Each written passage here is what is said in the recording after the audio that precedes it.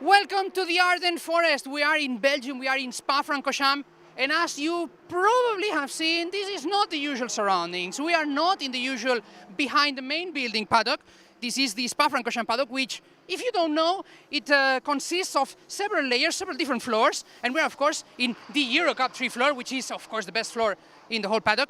And we are remembering what happened last time out in Assen because it was a very important weekend for the EUROCUP-3 2025 season development after we saw one of the big stories of the year, I would say, which was the first ever points and podium finish for Alley Racing with Michael Velov, who was of course a guest driver on the last round, the fifth round of the 2025 season, who was able to challenge MP Motorsport, maybe not for the win, but was able to mix with them on both races. At least in speed, he was not so lucky during race 2, in which he was not able to finish the race, but he has shown that Alley Racing has the speed to be up there with the best teams. And of course, this means that pretty much every team in the series could be a contender in any given moment, and that is good news because we like seeing all these teams fighting it out. But if we talk about teams, if we talk about favorites, if we talk about success, we cannot understate what MP Motorsport is doing. The Dutch team faces this weekend here in SPA-FRANCORCHAMPS, and I say weekend, and it's not actually a weekend because we are, of course, on Wednesday and we are having our race week in the middle of the week. We'll come back to that later. But we have, of course, MP Motorsport, who has this week the possibility, if everything should go right for them, to become team's champion already. Yes, of course, for that, they should need Campos and Griffincourt to struggle way more than it is usual. But there is a possibility, and this shows the good moment for MP Motorsport, who, of course, in Monza was able to secure both wins and a few extra podiums, thanks to finally that victory by Valerio Rinicella, who finally managed to get that first sweet glory of the season. That is our 8th winner of the season, by the way. And he topped the weekend with another 3rd place. This is ironically the reverse of what his teammate Mattia Colnaghi did. He started the weekend with a 3rd place, and he finished it off with a very, very important race win. Of course, Mattia Colnaghi, whom, if you have been paying attention to the social media, you will know that he's the new signing of the Red Bull Junior squad. So, a potential future talent in Formula 1, Mattia Colnaghi, who will, of course, move up to FIA Formula 3 next year, and thus continues the tradition of EUROCUP-3, serving some of the best talents in European junior ladder heading for Formula 1. This is not the only story that we have in mind. Of course, we have the podium finish by Alex Abkazava, who finally got that 2nd podium of the season after a difficult year where success has eluded him a little bit more than he would have liked. And of course, that means that we had a total of 5 out of 6 podiums by MP Motorsport at home. Sweet success at home is always celebrated by these teams. But we're looking for this weekend, SPA-FRANCORCHAMPS, a different weekend. I've talked about race week instead of race weekend. That's because our sessions will happen on Thursday and Friday. We will start with some test sessions on Thursday. And of course, that means that teams will have to focus all that attention on one single day.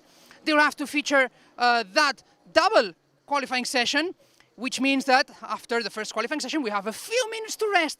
Nothing much, just enough to change tires, refuel, take a little bit of a breather, maybe drink half a cup of water. You don't want much water before you go out on the car because that's weight.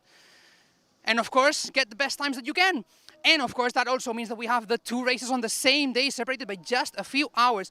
Big challenge then for EUROCUP-3 this weekend. We know from the past few races that they are up to the task, and I have no doubt that we're going to enjoy ourselves.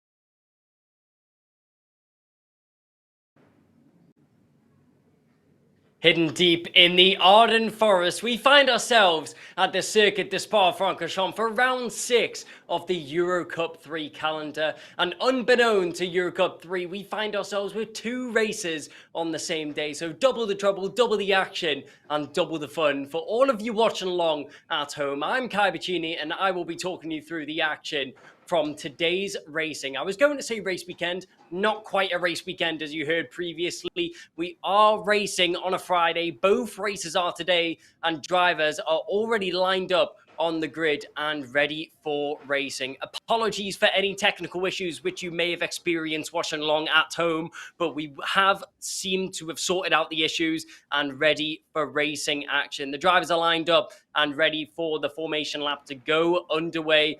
Unfortunately, we don't have time to speak to our correspondent of Alex Garcia down on the track side, but I'm sure we will catch up with him later on today. So the drivers now circulating round, and as I mentioned earlier, 2 races in one day. You may be sitting at home thinking, well, how does that quite work out for the drivers? We have 1 race now and another race later on today. Both qualifyings have taken place this morning, and it is Jesse Carrasquedo who found himself on pole position in the first of the qualifying groups, with Valerio Rinicella, who took home his first win of the season last time out in Assen. He will start on this front row of the grid in second position. Obviously won the first race last time out in Assen after there was the 10-second penalty awarded to Matteo Carnaghi for incorrect placement in the grid blocks. Assen last time out, a very different circuit to what we find ourselves faced with today. Assen, a short, tight, twisty, and very difficult track to overtake on. Spa-Francorchamps blows that window completely open with a multitude of overtaking opportunities for these drivers and 7 kilometers of track action for these drivers to face over the course of a lap, and some of the most elevation you will ever see on a racing calendar as the drivers make their way up through those first few corners, up through Eau Rouge and Radion. They will be facing over 100 meters of elevation. So multiple challenges, not just their competitors on track, but the track at hand, which the drivers will have to deal with over the course of this race. The circuit of Spa-Francorchamps, obviously a very notable circuit in the history of motorsport, and just this year alone hosting 17 major motorsport series which will have visited this circuit in 2025, EUROCUP-3 adding to that tally. But the question is, who is going to come away on top in not just this first race, but the second race as well? We have quite a tight championship battle up at the front end, with Matteo Carnaghi in the second race out in Assen able to regain that championship lead, which he worked so hard to find himself in. So number 71 will find himself in the championship lead, starting down in 4th position, but just 12 points in front of Valerio Rinicella right now is Matteo Carnaghi, as the 2 drivers very close in terms of their results. It's fair to argue that Valerio Rinicella has been the more consistent driver, as he has a much lower average finishing position, as Valerio Rinicella an average finishing position of 3rd on the grid, Matteo Carnaghi average finishing position of 5th. But it is those wins on the calendar which work in the favor of Matteo Carnaghi. 4 wins for Carnaghi, 1 win for Rinicella, which was last time out in Assen. But can he add to that total here at the Spa-Francorchamps circuit? A circuit that very much separates the great from the good. And that will be what we find out today. Who will be crowned the champion of the Spa-Francorchamps circuit? Hidden deep in the hills of the Ardennes forest, the drivers will make their way onto the starting grid, and nerves will start to build, which they will have to manage over the course of this 30-minute plus 1 lap race. Casual format here for the EUROCUP-3 calendar. But Jesse Carrasquedo, a pole position sets him up nicely. You can see pointed across the grid, ready to sweep across the left-hand side and fend off Valerio Rinicella in that bright orange, the colours of the Netherlands. It's that MP Motorsport machine, the car that took a win last time out. Will he be able to take another one? Green flag is flying at the back of the grid, which means that we are ready for racing action, as it is 5 lights on the gantry, and it will be an aborted race start. So yellow lights at the top of the gantry, which means that it is an aborted race start, which means there is an issue for one of the drivers on the grid. We'll have to try and find out what that issue was. Was it an issue with the lights? Or maybe a driver has stalled that car on the grid? Either way, the drivers will go around for one more formation lap, and hopefully next time round we will get racing again. And that is going to be the issue. We see it is going to be Moreno, the number 5 car, which unfortunately is stalled on the grid. That's Luciano Moreno, the French driver for the Palau Motorsport team, is stranded on the start grid. We'll have to wait and see if he's able to get that car up and running again and ready for racing action by the time the cars circulate back around and make their way onto the grid. But either way, just more tension and more nerves to build in time for the race start for these drivers. A little bit of work to do for some drivers making their way through the order. Obviously, Ernesto Rivera, who was our championship leader going into last round, but a nightmare weekend for Rivera finds him down in 3rd position in the championship now, 41 points off the championship lead. Ernesto Rivera, once again, starting a little bit out of position. 16th on the grid is where Rivera will find himself starting today. So not where he would have been hoping for to try and recoup some of the points which he lost last time out. But either way, Rivera, last time out in Assen, we could see that he was very determined of making his way around and cutting his way through the field. But with this extra formation lap, if you've not watched EUROCUP-3 before, you will now know that there is 2 minutes taken off the race time, which means that it's now going to be a 28-minute race plus 1 lap for the drivers. So a little bit less time for whoever's out in front to try and fend off the rest of the field to find themselves with a victory. SPA-FRANCORCHAMPS, there is unfortunately the stranded car of Luciano Moreno, and Alex Garcia seems to be waiting down by the track to give us the latest update on what has been going on.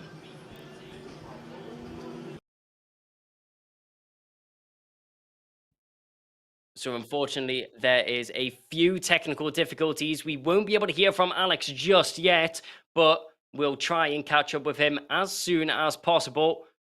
But the drivers still making their way through around the final couple of corners now and towards the start-finish straight, where we will get going again. The Le Source straight, where we find the start-finish line and where the drivers will line up through the bus stop chicane. We find ourselves now the final chicane before heading on to the Le Source straight, where Jesse Carrasquedo will position his car in the number 1 grid position, that inside line heading down into turn 1.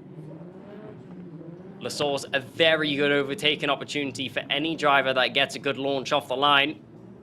Jesse Carrasquedo, last time round we saw him position that car facing a little bit left to try and fend off the outside line and cut across Valerio Rennicella to fend him off into turn 1.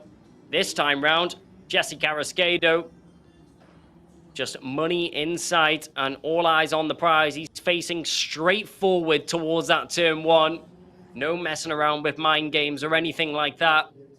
Carrasquedo just wants to get the job underway and the job done as well. His aim will be able to hold on to that first position.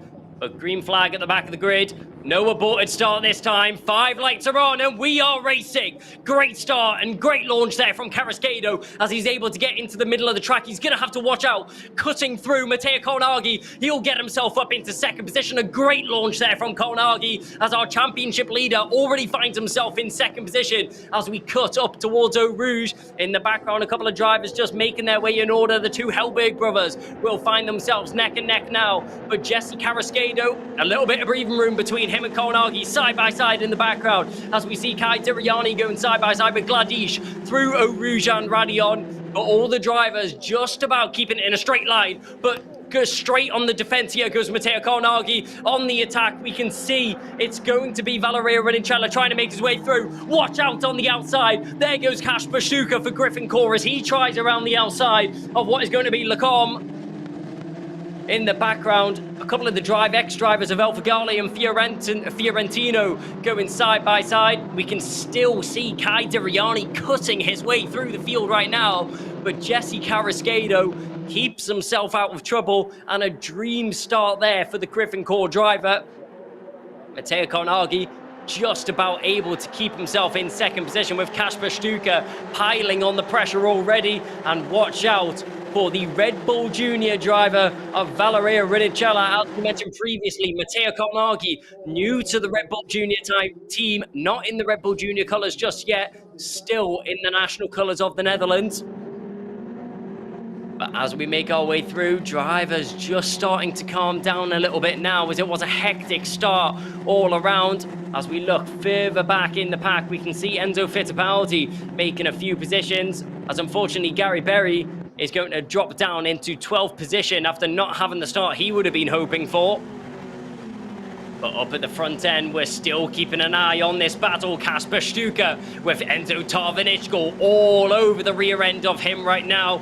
Jules Caranta not far in behind. That is two of the Drive X drivers. El Figale looking for a move on Oscar Wirth.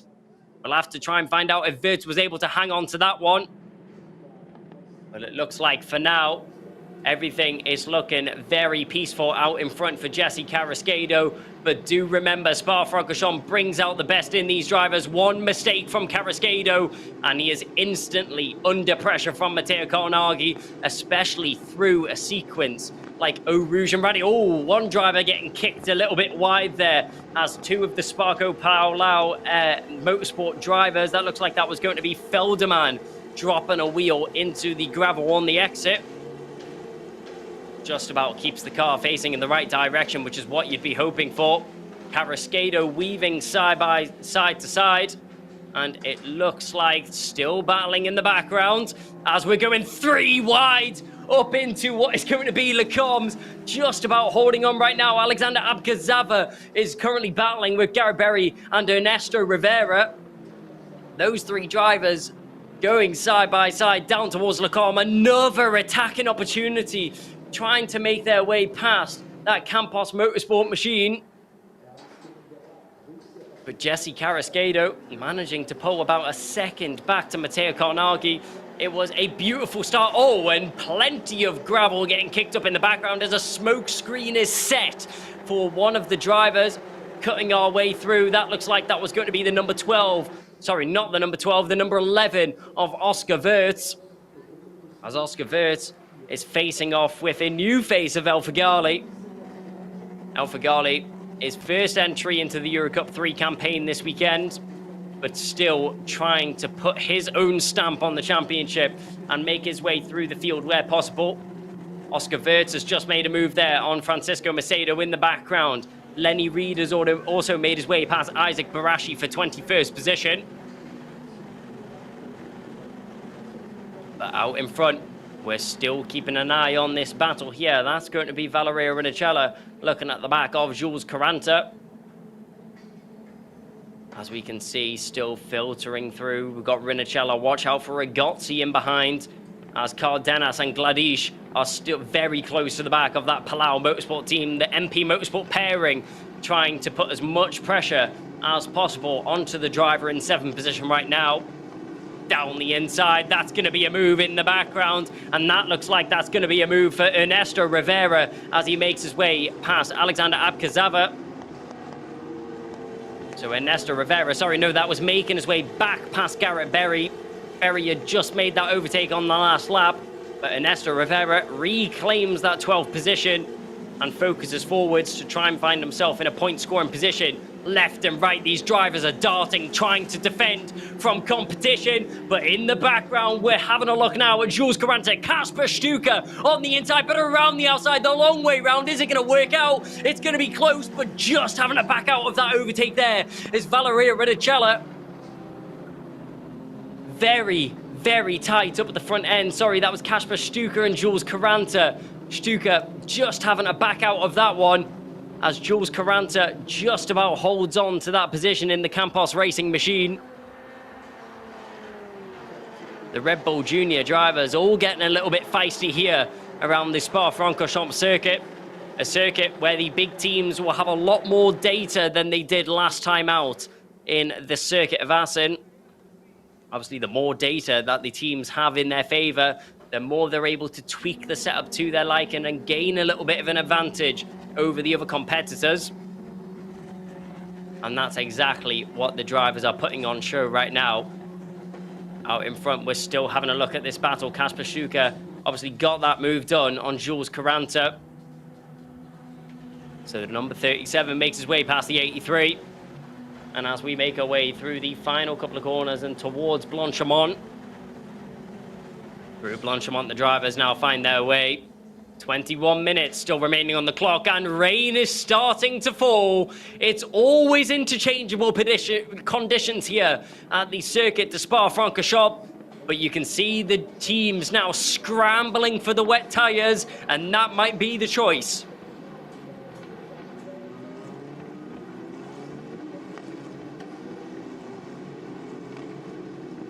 Wet tyres coming out in the pit lane, and it's just a moment of time before we see any of the drivers deciding to dive into the pit lane and box for that wet compounder tyre.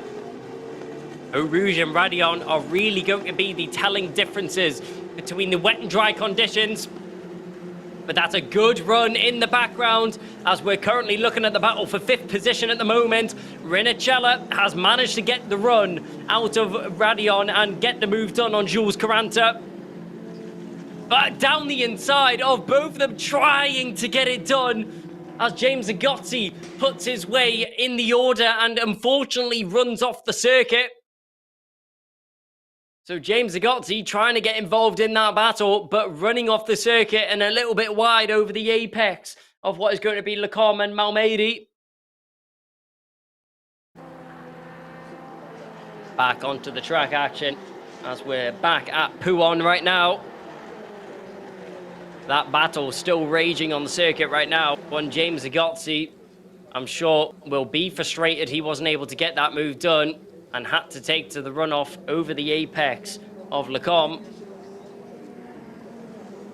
But out in front, Jesse Carrasquedo just managing to maintain that gap back to Matteo Carnaghi. Not much Carnaghi has been able to do so far. We'll have to see how the lap times are fluctuating. Obviously, we saw a little bit of rain falling on the circuit earlier. We'll have to see if that actually starts to affect the drivers and which sector that rain was actually falling in. It looked like Sector 1 last time out, and you can see a little bit of droplets of rain falling on the cameras right now. Towards the bus stop chicane, and the rain is just intensifying in the final sector. Down the inside, that's a move in the background. Oh, and off goes one of the Red Bull Junior drivers a little bit further down the order. Unsure who that was that had to go off the road.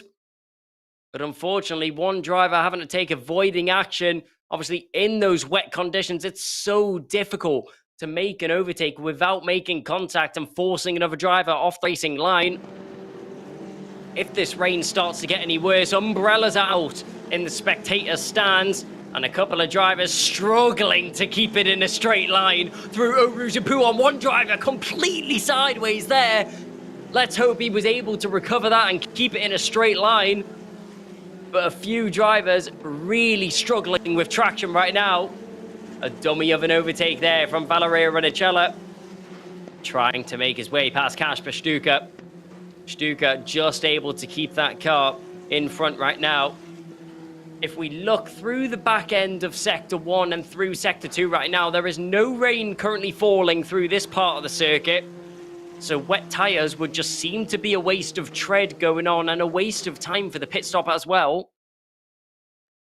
But once you see the drivers circulate through that final sector and through Sector 3 going into the beginning stages of Sector 1, that's where you really start to see the rain falling. That's the issues that we face here at Spa-Francorchamps. With it being such a long 7-kilometer circuit, it is like there is completely different climates at different parts of the circuit.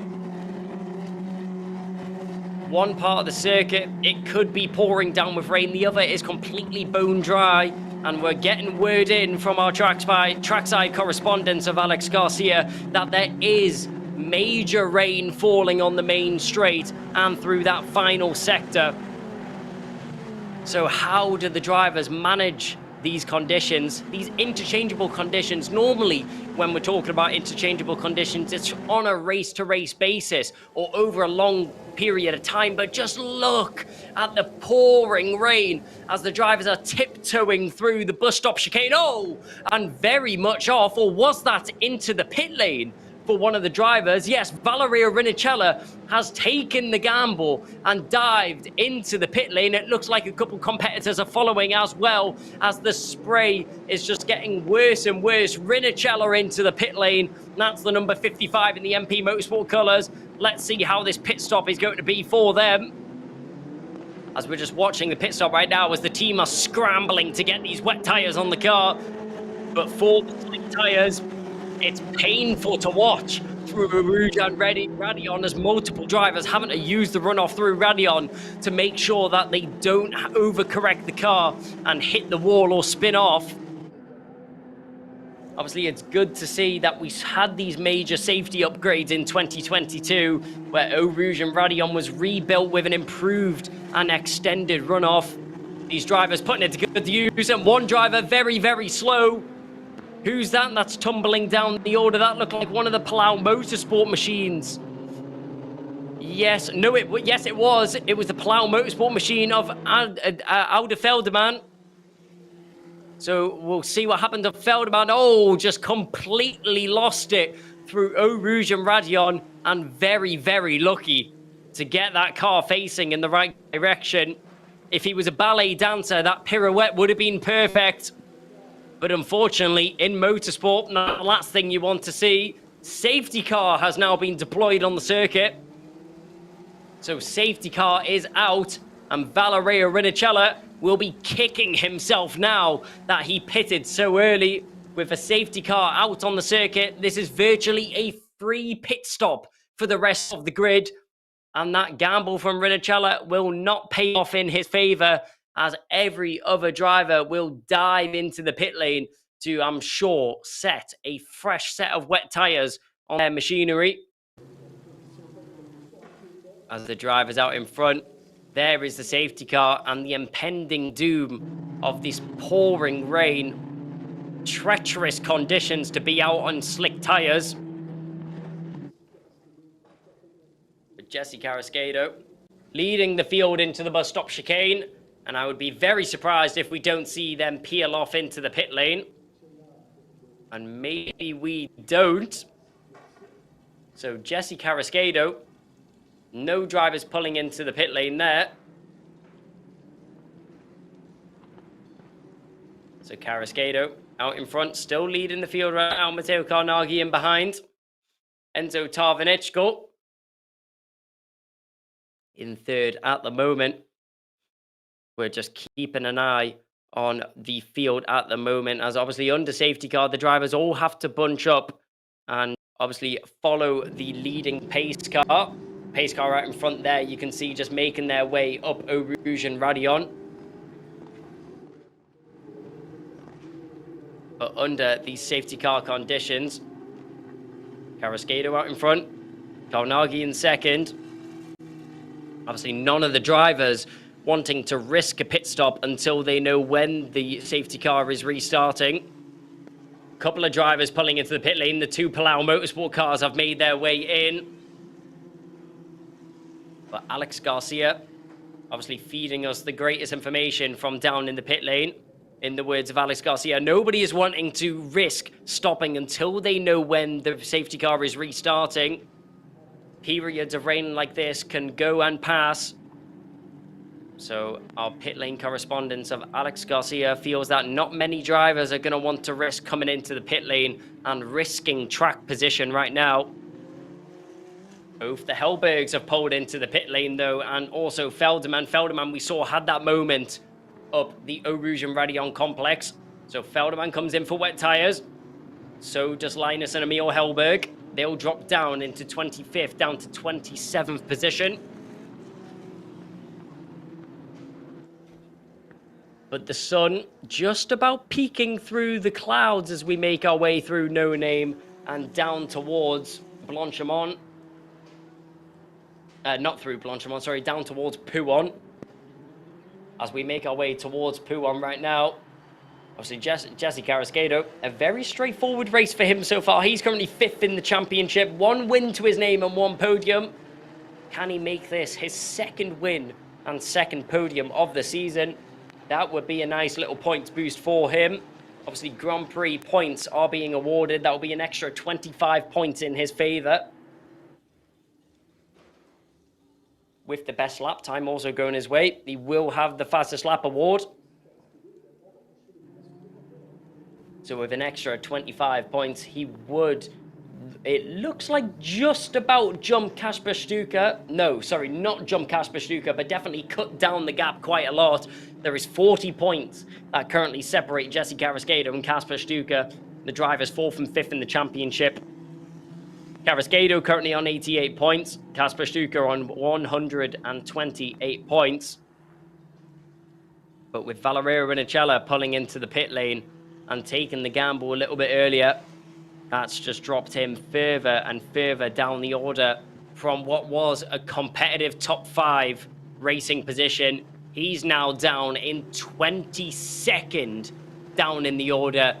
And from where the rain was raging earlier, we watch the cars go through the same section now, and it seems like the rain has completely stopped falling.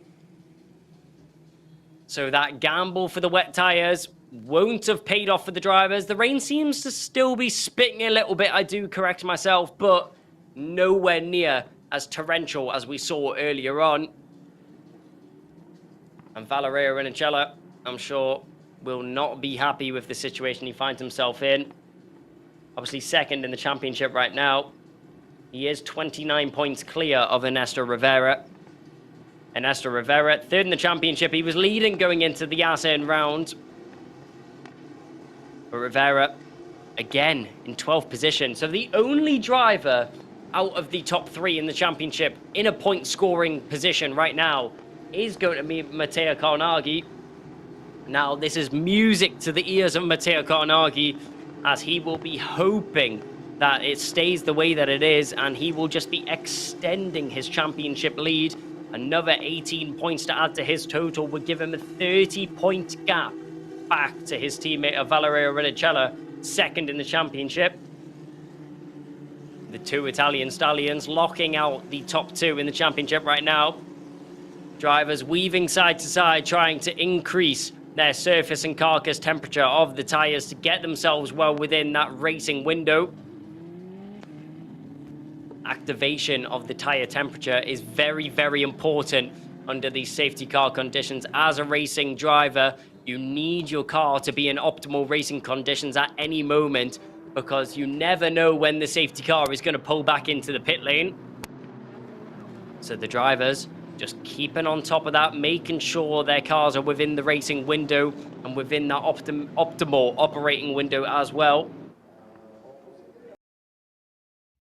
Obviously, as we are following the safety car around right now, we are just waiting for the call that the safety car is going to come into the pit lane.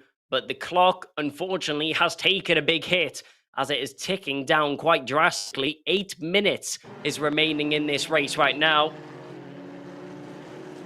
But still plenty of time for these drivers to assert themselves in a better position than they are right now. Matteo Carnaghi, off the back of some brilliant news that he was awarded a position in the Red Bull Junior team. The rain is now starting to fall in the back end of Sector 2. So the rain seemingly shifting towards Sector 2. It was Sector 3 last time round. Safety car is still out. So no lights have went off the safety car just yet, which means that we are looking to at least have one more lap under these safety car conditions. Safety car right now, obviously just making sure that the track is within a good condition for these drivers to go racing, because the last thing you want is for these drivers all on slick tires to be racing under dangerous conditions, and the safety car seems to deem the track in racing conditions right now. The lights are off, and the safety car takes off towards the pit lane. Now, Jesse Carrasquedo, all the pressure and all the eyes are on him out in front. He is now the acting safety car, and he is controlling the pace of the rest of the field. As soon as he puts his foot down, that's when racing speed can resume. Obviously, no overtaking until the drivers cross that start-finish straight and cross the start-finish line. But the pack completely backed up. And the drivers that are on the wet compounder tyres, it's going to be interesting to watch and see if they are within a competitive window or if they are completely off the pace. The rain has seemingly intensified again. Oh my word, trust EUROCUP-3 to keep the drama coming. As the rain had stopped, but now starts again in the final sector.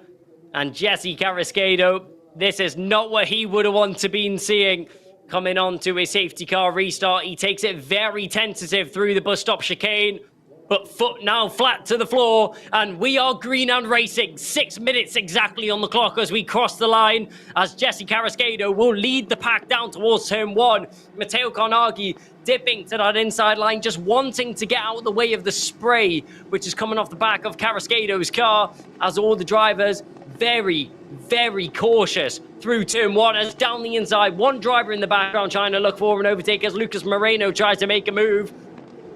But Jesse Carrasquedo, a safety car restart of dreams as he finds himself with daylight between him and Matteo Carnaghi. Red flag out on the circuit. That is a red flag out, which means that we will stop racing. And with 5 minutes and 30 seconds on the clock, the question is, will we get resumed under these red flag conditions? We saw a red flag in qualifying earlier on, but with the rain just intensifying and the majority of the field being on slick compounder tyres, it is just not safe for these drivers to be out on the circuit right now. It doesn't seem like any driver has had an incident or crashed. We did have an incident with Garcias, but Garcia seemingly getting going again. The number 25 is rotating around the circuit, just very far off the back of the pack. But with a red flag out, this is the worst thing you would want to see for the likes of Valerio Rennicella, as it was just going to be so much work for him to cut his way back through the field after an early pit stop to get himself on the wet compounder tyres. That dropped him further and further down the order. Then the safety car came out, and that completely hindered his stint. But now, a red flag falling on the circuit of Spa-Francorchamps will end the racing action momentarily, and we will just wait for word from race control to find out if we will get under racing action once again. And no, we won't. The checkered flag is called, and that will be the end of race 1 for EUROCUP-3. 2 races in one day, and the first race is packed full of drama. As Jesse Carrasquedo, you can't fault him at all. The perfect race for the Griffin Core driver. He put himself on pole position. He controlled the grid from the race start, led us into the safety car. A brilliant restart, got a great gap between him and Matteo Carnaghi to assert himself in the lead of the race once again.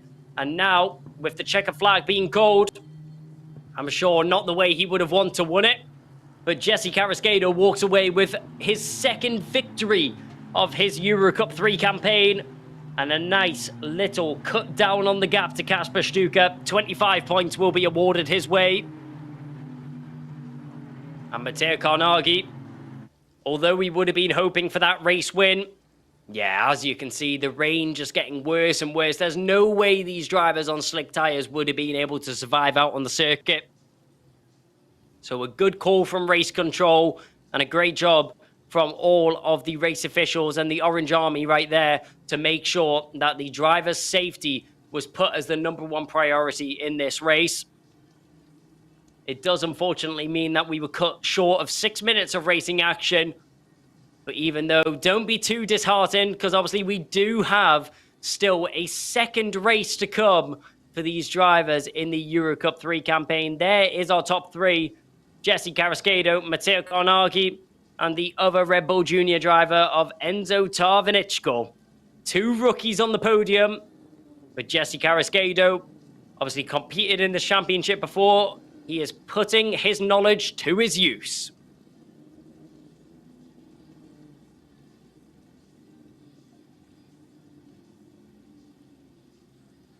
So into the pit lane, the drivers will now filter. Not under the conditions they would have been hoping for, but all of the teams make their way over to the cars. Celebrations will be cut a little bit short, as all of the teams are not stood there waiting for the drivers, but even still, it'll be a celebration nonetheless there for Matteo Carnaghi. He seems to be happy with the result either way. And you can't blame him at all, as he now has a 30-point championship lead over Valerio Rinicella in second position. His Italian teammate will fall short in this race, but with still one more race to come, anything can happen. The gauntlet is still up for grabs. But can Rinicella make a recovery in this second race to get himself into a better position? Obviously, qualifying for race 2, we're not going to have to wait for that. It has already concluded. And the qualifying order for race 2 is as follows. A red flag did cut the session a little bit short, but we do find what is going to be Fittipaldi. It is the name, the Brazilian driver of Emerson Fittipaldi Jr. Yes, you heard that right. The son of F1 legend Emerson Fittipaldi will be starting from pole position in the MP Motorsport colours. And it's flashbacks of Assen as we have an MP Motorsport lockout for the second race of Fittipaldi and Carnaghi on the front row of the grid. Ernesto Rivera, he's came to play and he's coming to recover from what has been a less than ideal race for Rivera. He finished in 12th position, but this is your finishing order. Jesse Carrasquedo walks away with a victory, a lights to flag or a lights to red flag victory for the Mexican. Matteo Carnaghi extends his championship lead to 30 points, and Enzo Tarvinichko rounds out the podium. Kasper Stuker, after fending off Jules Carranto, will finish in 4th. Andreas Cardenas then follows with Alexander Abkazava, who came home with a podium last time round. He finishes in 7th. James Zagotzi, Makej Gladish, and Kai Deriani round out the top 10 there for race 1 of the EuroCup-3 campaign at Spa-Francorchamps. Outside of the top 10, it's Garrett Berry who comes home best of the rest for Santa Loc Racing. Ernesto Rivera in behind him. Oscar Wirth in 13th with Francisco Macedo in 14th. Then new name to the grid, Christopher Elfigali in 15th from Lenny Reed, Jorge Garcias, then Isaac Barashi, Zach Skiller, and Victor Dobrzansky rounding out the top 20. Following on from that, rounding out the top 20. Following on from that, we had Valerio Rinicella, who unfortunately falls a little bit short due to an issue in the pit lane. Well, not an issue, but a rash call for him to pit onto the wet tyres. Drops him out of a top 5 finishing position and down outside of the top 20 from Emerson Fittipaldi, Fiorentina. And this is the highlight from our race. It was a great start there from Jesse Carrasquedo, but rain falling quickly soon saw drivers and teams scramble into the pit lane. But was that the right position? It didn't seem that it was at all. An issue for a few drivers under the wet conditions unfortunately called our race a little bit short, and that is what the red flag is in the end here for the EuroCup-3 race 1. Obviously a very difficult race for these drivers, but we'll have to wait and see what race 2 holds later on. Will it be a drying circuit, and will it be a dry race later on, or will it be another wet weather race with interchangeable conditions, or maybe it's just going to be wet overall? We'll have to wait and see for race 2 later on today as we just keep going. Matteo Carnaghi, he'll be looking to improve one more position later on for the Italian driver, finishing in 2nd position. But can he come home with a race win in race 2? He leads the championship not able to take home his win in the first race, unfortunately. But either way, a little bit of extra time for the drivers and teams to recoup and put their heads together after this race, as they will have plenty of time to debrief over what action unfolded in race 1 ahead of race 2 later on this afternoon. We will be handing full positions, even though the red flag cut the race a little bit short. But that, unfortunately, will round out race 1 for the EUROCUP-3 campaign. We set ourselves up ready for race 2, which will be coming on later on this afternoon. So make sure to keep tuned to our social media channels and the YouTube as well to tune into the stream later on. Spa-Francorchamps, it always puts a mixer into the action, and it showed it in race 1. What will race 2 have to unfold?